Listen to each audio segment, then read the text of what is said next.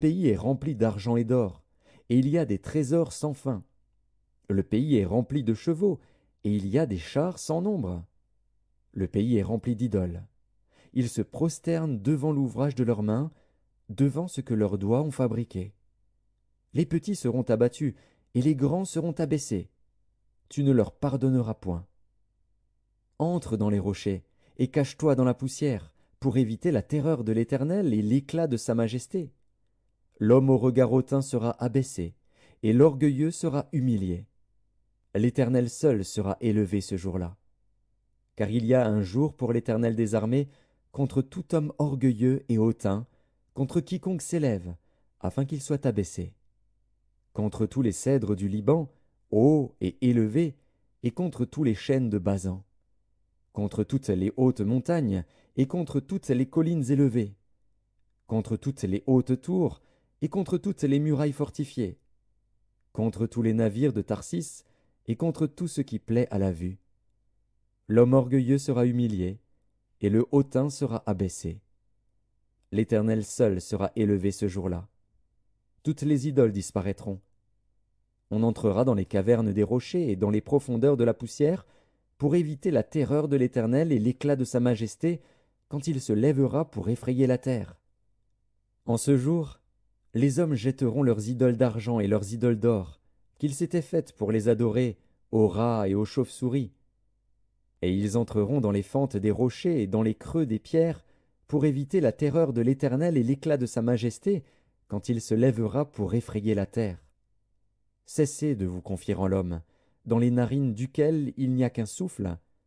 Car de quelle valeur est-il? Ésaïe, chapitre 21. Oracle sur le désert de la mer. Comme s'avance l'ouragan du midi, il vient du désert, du pays redoutable. Une vision terrible m'a été révélée. L'oppresseur opprime, le dévastateur dévaste. Monte, Élam, assiège, Médie. Je fais cesser tous les soupirs. C'est pourquoi mes reins sont remplis d'angoisse. Des douleurs me saisissent, comme les douleurs d'une femme en travail. Les spasmes m'empêchent d'entendre, le tremblement m'empêche de voir. Mon cœur est troublé, la terreur s'empare de moi. La nuit de mes plaisirs devient une nuit d'épouvante. On dresse la table, la garde veille, on mange, on boit. Debout, prince, oignez le bouclier. Car ainsi m'a parlé le Seigneur. Va, place la sentinelle, qu'elle annonce ce qu'elle verra.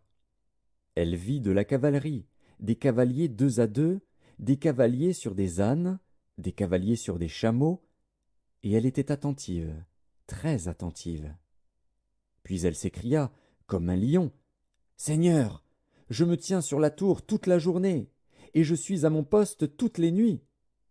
Et voici, il vient de la cavalerie, des cavaliers deux à deux. » Elle prit encore la parole et dit, « elle est tombée, Babylone, et toutes les images de ses dieux sont brisées par terre.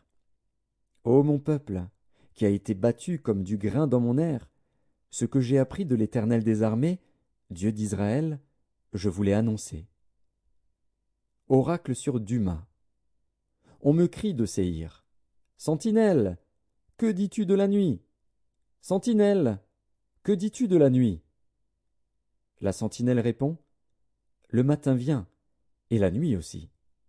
Si vous voulez interroger, interrogez, convertissez-vous, et revenez.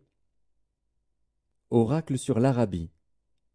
Vous passerez la nuit dans les broussailles de l'Arabie, caravane de Dedan. Portez de l'eau à ceux qui ont soif. Les habitants du pays de Théma portent du pain aux fugitifs, car ils fuient devant les épées, devant l'épée nue, devant l'arc tendu, devant un combat acharné. Car ainsi m'a parlé le Seigneur, encore une année, comme les années d'un mercenaire, et c'en est fait de toute la gloire de Kédar. Il ne restera qu'un petit nombre des vaillants archers, fils de Kédar, car l'Éternel, le Dieu d'Israël, l'a déclaré. Ésaïe, chapitre 22. Oracle sur la vallée des visions. Qu'as-tu donc, que tout ton peuple monte sur les toits? Ville bruyante, pleine de tumulte, cité joyeuse. Tes morts ne périront pas par l'épée, ils ne mourront pas en combattant. Tous tes chefs fuient ensemble, ils sont faits prisonniers par les archers. Tous tes habitants deviennent à la fois captifs, tandis qu'ils prennent au loin la fuite. C'est pourquoi je dis, détournez de moi les regards, laissez-moi pleurer amèrement. N'insistez pas pour me consoler du désastre de la fille de mon peuple, car c'est un jour de trouble, d'écrasement et de confusion, envoyé par le Seigneur, l'Éternel des armées, dans la vallée des visions. On démolit les murailles, et les cris de détresse retentissent vers la montagne. Élam porte le carquois. Des chars de combattants, des cavaliers, s'avancent. Kir met à nu le bouclier. Tes plus belles vallées sont remplies de chars, et les cavaliers se rangent en bataille à tes portes.